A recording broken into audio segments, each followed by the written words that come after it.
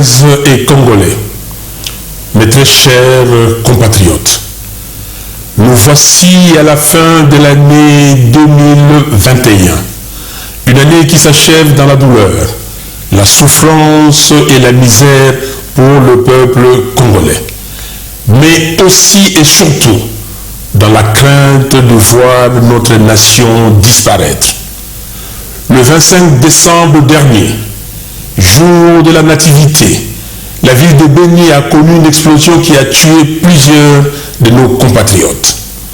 L'horreur de cet acte odieux est venue se greffer aux tueries et massacres enregistrés dans la partie est de la République. Je présente mes condoléances à toutes les familles qui ont perdu des êtres chers cette année à cause de l'insécurité généralisée. Les esprits pernicieux veulent tuer notre pays, la République démocratique du Congo, que nous avons reçu en héritage de nos aïeux. Alors que le monde continue de faire face à une menace sanitaire existentielle, en RDC, on constate une inaction irresponsable. Seulement 0,1% de la population congolaise est vaccinée contre la Covid-19 à ce jour, le taux le plus faible d'Afrique. Mes très chers compatriotes, j'ai une fois de plus l'honneur de m'adresser à vous en tant que celui que vous avez majoritairement porté lors de la présidentielle de décembre 2018 pour défendre nos valeurs et reconstruire notre nation. Depuis, je n'ai eu de cesse de prendre chaque jour et à chaque instant la mesure de cette responsabilité. En cette fin d'année 2021, pleine de souffrances et d'épreuves, alimentée d'une part par l'inacceptable guerre qu'on nous a imposée dans la partie est de notre pays, et d'autre part par la misère dans laquelle croupit notre population, je ressens davantage cette lourde responsabilité. C'est pourquoi je ne reculerai jamais et je ne m'écarterai nullement de cette volonté ferme qui m'habite d'élever à chaque fois que cela est nécessaire l'étendard de la résistance contre toute forme de violation des règles constitutionnelles, d'injustice, de trahison de la patrie, de corruption, de pillage des deniers publics, des mensonges, des violations de l'intégrité de notre territoire, d'antivaleurs et d'atteinte aux droits fondamentaux des Congolais. C'est l'essence même de notre combat. Mes très chers compatriotes, du Congo hold-up, en passant par les hold-up électorales de 2018, au hold-up du programme de 100 jours et à l'escroquerie du RAM, sans oublier les détournements en tout genre, notamment les fonds destinés à la lutte contre la Covid-19 et à la paye des fonctionnaires, on peut aisément réaliser combien et comment notre pays est saigné à blanc par une minorité d'opportunistes sans foi ni loi dont la seule vocation est l'enrichissement illicite. Cette clique prend plaisir à tromper l'opinion avec des slogans creux et des promesses aussi longues que les kilomètres parcourus par Magellan dans le néant. Mes très chers compatriotes, alors que le fonctionnement de la Cour des comptes est paralysé à dessein, l'Inspection générale des finances, IGF, symbole d'une lutte cosmétique contre la corruption, sert de paravent à un système de pillage institutionnel bien rodé. L'appareil judiciaire demeure aux ordres. Les députés nommés et accrochés à leurs intérêts personnels marchandent de manière éhontée leur collaboration à coups de jeep et autres dessous des tables. Au même moment, certaines confessions religieuses se mettent regrettablement au service de cette mafia. C'est scandaleux. Le pillage des deniers publics, qui est au cœur de ce système, trouve même des théoriciens du mal qui les justifient et les défendent aveuglément. Si les voleurs et les corrompus ne sont pas effectivement condamnés, qui va payer pour la souffrance infligée au peuple congolais? En définitive, nous nous retrouvons dans une situation ubuesque et discriminatoire où ce sont les petits et les faibles qui croupissent dans les prisons pendant que les portes de celles-ci sont grandement ouvertes pour laisser échapper les criminels en col blanc.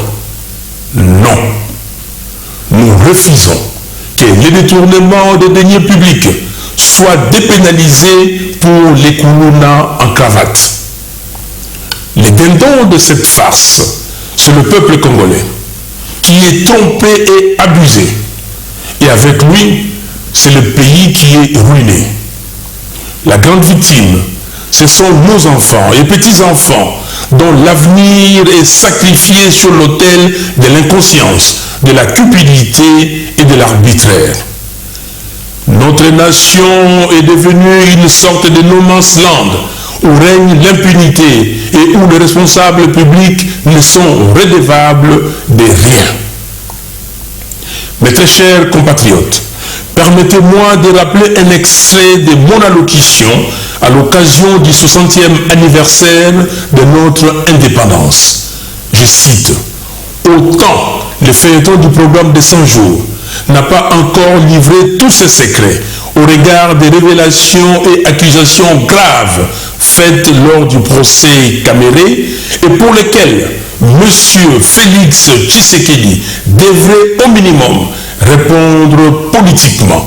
Autant j'exige que toute lumière soit faite sur l'affaire des 15 millions de dollars de pétroliers, sur toutes les activités du programme de 100 jours, ainsi que sur les détournements des fonds opérés durant les 18 dernières années. » Fin de citation. Il en est de même de l'exigence que j'avais formulée à l'époque de soumettre les comptes de la CENI à un audit indépendant afin d'établir les responsabilités sur la gestion des près d'1 milliard de dollars dépensés par le bureau Nanga. Le 30 décembre 2019, j'avais exigé que toute la lumière soit faite sur les affaires ténébreuses de corruption qui étranglent le pays, notamment le projet Bukangalonzo et la gestion des 6 milliards de dollars du fameux contrat chinois.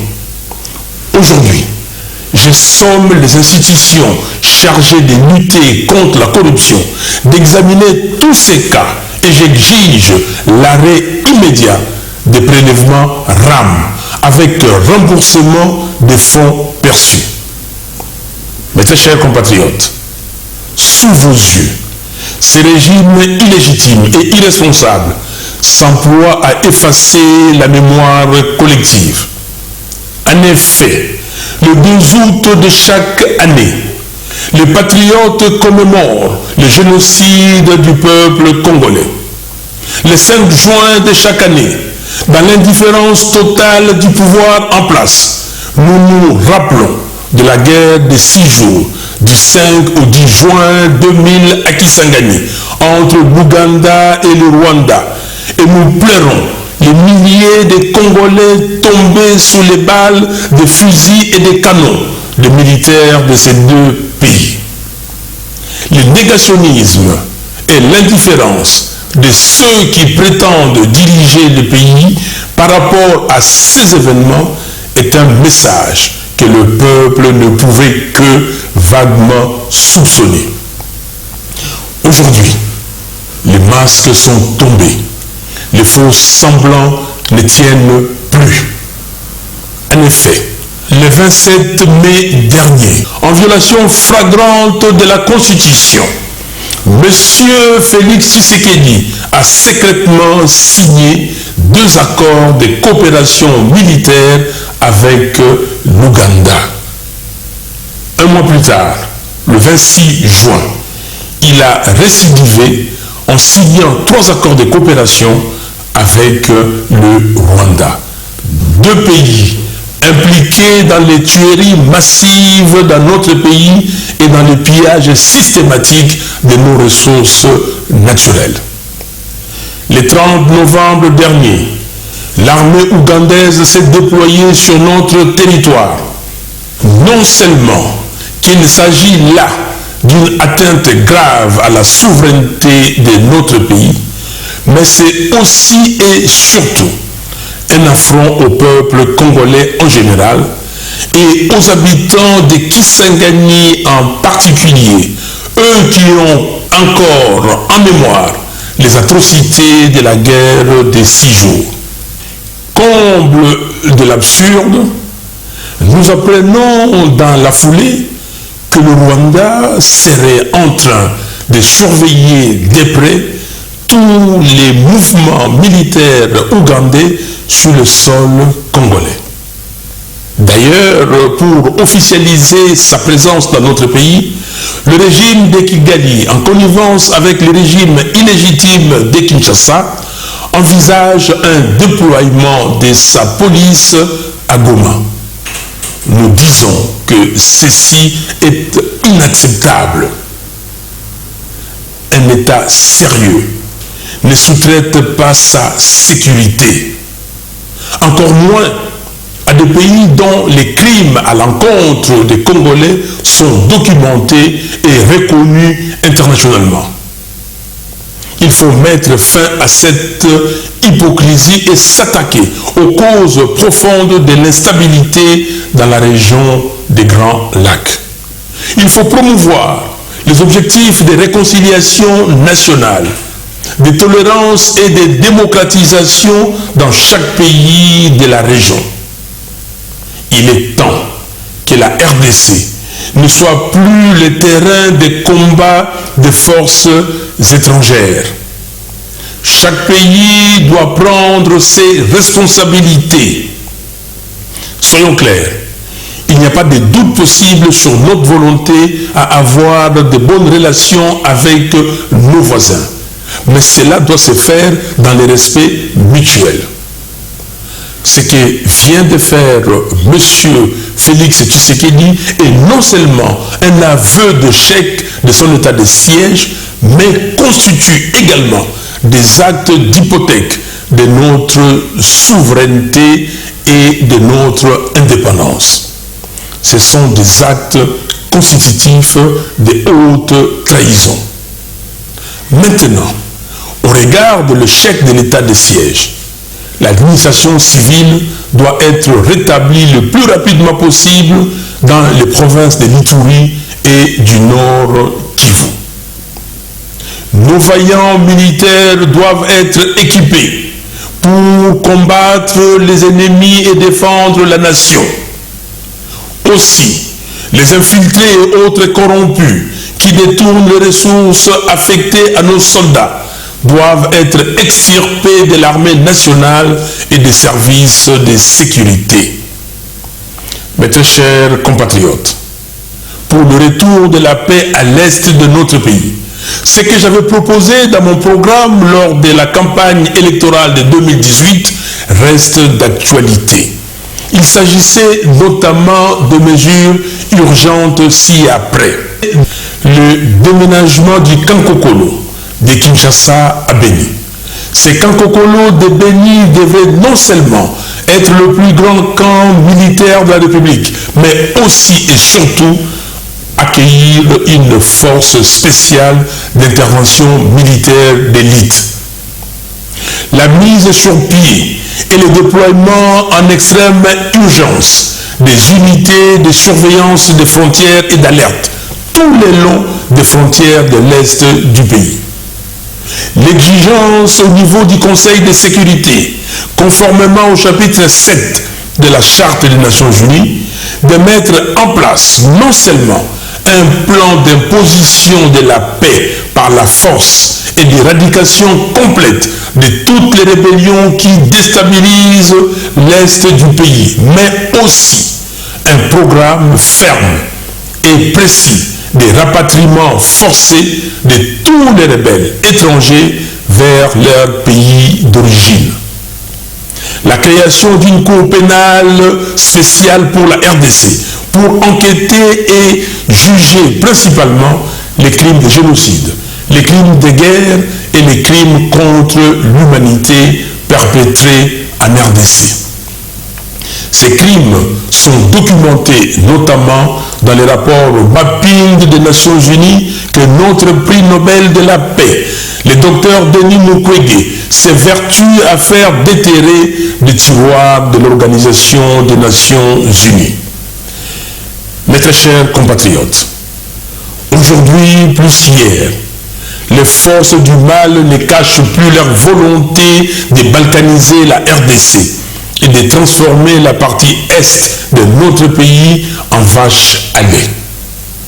Aujourd'hui, plus qu'hier, celui qui a usurpé le pouvoir du peuple ne se gêne pas d'être le cheval de Troie en personne de cette balkanisation.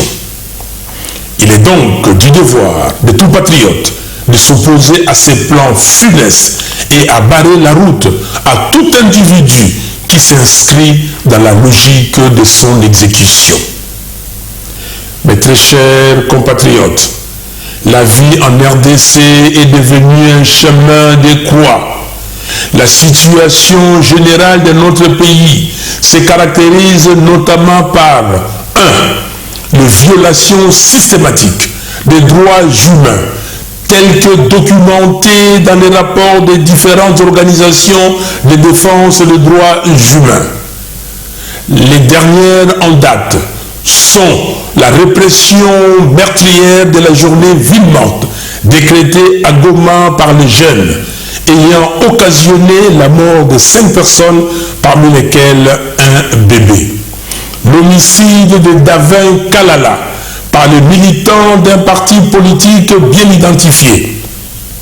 L'assassinat dans les bureaux de la police nationale du jeune Olivier Mpunga. L'emprisonnement de l'artiste musicien Delphin Vigna Mwasiki, alias Idengo Delcato à Goma. La détention arbitraire de M. Luc Malembe dans la prison de Bunia et tant d'autres cas. 2.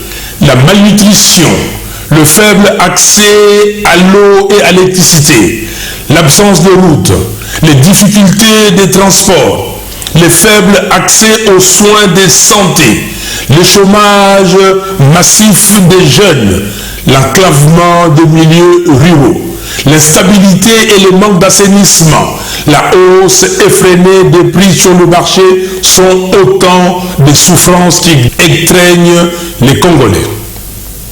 La RDC occupe le 3e rang mondial pour le nombre de pauvres. 3.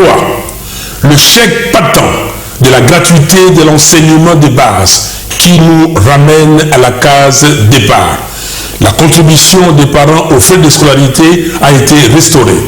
La qualité de l'enseignement est en dégradation continue et les enseignants sont mécontents de leur situation du fait du non-respect par le gouvernement de ses engagements. 4. L'escroquerie du RAM. Un prélèvement illégal, invisible dans les rubriques de recettes budgétaires de l'État et dont l'emploi s'est fait dans l'opacité la plus totale, mais maintenu par défi malgré les dénonciations et protestations de la population. 5. Le détournement de la majorité à l'Assemblée nationale, au Sénat et dans les assemblées provinciales, en profitant de la légèreté, de l'incohérence et du manque d'intégrité de ceux qui font la politique pour l'intérêt personnel. 6. La politisation à outrance des institutions impliquées dans le processus électoral, notamment la Cour constitutionnelle et la CENI. 7. L'instrumentalisation de la justice et les recours primaires au communautarisme, au tribalisme, au népotisme et au clientélisme. 8. L'instabilité entretenue des institutions provinciales. À ce sujet, 14 gouverneurs de province et quelques présidents des assemblées provinciales ont été destitués de manière cavalière. De plus, les provinces ne reçoivent pas les ressources nécessaires à leur fonctionnement et à leur développement. 9. La signature des accords illicites et illégaux pour servir le projet de balkanisation de la RDC. 10. Un état de siège proclamé sans préparation ni planification et prorogé sans fin par un parlement aux ordres au mépris de l'indignation de la population. Pendant ce temps, les tueries en Ituri et au Nord Kivu se poursuivent. L'absence criante de vision hypothèque l'avenir de notre pays et des générations futures. Mes très chers compatriotes, permettez-moi néanmoins d'exprimer mon espoir de voir une RDC à la hauteur de son potentiel. Ceci est une conviction et elle est partagée avec tous ceux qui croient en un avenir meilleur pour notre pays. L'espérance, c'est de dire à tous ceux qui voudraient qu'on renonce, qu'on se résigne, qu'on dépose les armes du combat populaire, qu'on ait peur, qu'on ne tente rien et qu'on ne prenne aucun risque. C'est de leur dire que nous n'allons rien lâcher. Nous irons jusqu'à la victoire finale, celle de la récupération du pouvoir du peuple par le peuple et pour le peuple, afin de reconstruire notre pays dans la paix et la cohésion. Le temps est venu pour réaffirmer la puissance de l'esprit, du génie et du caractère congolais et de dire avec force que nous ne méritons pas le sort que nous subissons. Nous allons nous battre jusqu'au dernier patriote congolais pour nous réapproprier notre destin en imposant une autre réalité politique, économique et morale. L'extrait du discours de Martin Luther King de mars 1965 à Selma, en Alabama, me vient à l'esprit. Je cite, « Un homme meurt lorsqu'il refuse de défendre ce qui est juste. Un homme meurt lorsqu'il refuse de se battre pour la justice. Un homme meurt lorsqu'il refuse de prendre position pour ce qui est vrai. » Fin de citation.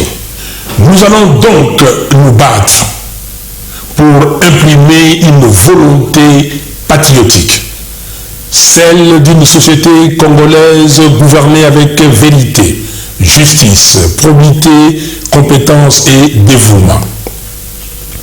À la communauté internationale et aux partenaires multilatéraux de la RDC, je tiens à réitérer la volonté du peuple congolais à travailler de concert avec ceux qui partagent notre engagement de sortir notre pays de son marasme actuel. Alors que nous observons des déclarations inexactes sur des pseudo-avancées, il est primordial que les vrais amis de la RDC se montrent honnêtes sur la réalité de la vie des Congolais, au risque d'être de plus en plus perçus comme totalement déconnectés des réalités de ces pays. On ne peut pas soutenir une stabilité hypothétique aux dépens des aspirations profondes d'un peuple. Mes très chers compatriotes, conjuguons nos efforts pour sortir le pays de ce cycle infernal. Soyons unis et solidaires. Ne permettons plus jamais à quiconque de nous prendre en otage. N'acceptons plus jamais d'être manipulés. Et surtout, n'acceptons plus les faits accomplis. Que des temps d'efforts et de sacrifices nourris et perdus sur l'autel du mensonge. Mais pour que la nation se construise et se tourne vers le progrès, nous devons dégager un consensus pour organiser les élections transparentes, crédibles, impartiales et apaisées. C'est là tout le sens de notre combat pour des réformes électorales consensuelles, notamment celle de la dépolitisation de la CENI et l'indépendance de la Cour constitutionnelle, condition essentielle pour la vérité des urnes. Ainsi, pour s'assurer que la victoire du peuple ne sera plus jamais volée, il est impérieux que l'organe de gestion des élections, la CENI, soit neutre, impartial et dépolitisé. Nous ne pouvons pas tolérer qu'un membre d'un parti politique puisse se cacher derrière une confession religieuse pour de nouveau fabriquer les résultats des élections. Pour faire triompher cette voie de l'espérance, continuons la lutte. Car, comme la Bible le dit dans Galates 6:9, si nous ne relâchons pas nos efforts, nous récolterons au bon moment. Personne, en effet, quelle qu'elle soit, n'a ni le droit ni le pouvoir de saboter la lutte d'un peuple qui veut se libérer. Ce combat dans lequel nous nous sommes engagés est un combat existentiel pour la renaissance du peuple congolais. C'est pourquoi je tiens à féliciter les nombreux jeunes artistes musiciens congolais pour leur prise de conscience exprimée sous forme de chansons révolutionnaires, dénonçant avec justesse les méfaits de la gouvernance actuelle. Je salue aussi le courage de nos compatriotes détenus arbitrairement dans les prisons du pays pour avoir pris position contre le mal. Nous ne vous oublions pas. Je pense particulièrement à Luc Malembe et à Idengo Delgado qui doivent être libérés immédiatement et sans condition. Il est inconcevable qu'on relâche des voleurs et qu'on emprisonne des vaillants combattants de la démocratie qui usent de leur liberté d'expression garantie par la Constitution. Congolaises et Congolais, très chers compatriotes, j'ai maintenant le devoir de faire écho à nos pères fondateurs qui ont conquis la souveraineté de notre pays pour que les Congolais soient libres et vivent dans la dignité dans un pays uni, fort et prospère. Cette lutte, nous la poursuivons avec vous, et ce, jusqu'à la victoire finale qui est certaine. Peuple congolais, réveille-toi. Mobilise-toi pour que l'année 2022 soit celle au cours de laquelle nous allons renforcer les bases de notre victoire prochaine et faire échec à tous ceux qui tentent de nous maintenir sous le joug de la tyrannie et de la pauvreté. Mes très chers compatriotes, levons-nous et battons-nous. Battons-nous pour libérer notre pays. Battons-nous pour que demain, nous puissions construire la RDC. Battons-nous pour que nous puissions vivre en paix et en sécurité dans notre pays. Et battons-nous pour mériter la reconnaissance et le respect des générations futures. Au reste, mes très chers compatriotes, Congolaises et Congolais, que l'année 2022 soit réellement une année de combat et une année de victoire. Bonne et heureuse année 2022. Que Dieu bénisse la RDC et son vaillant peuple. Je vous remercie.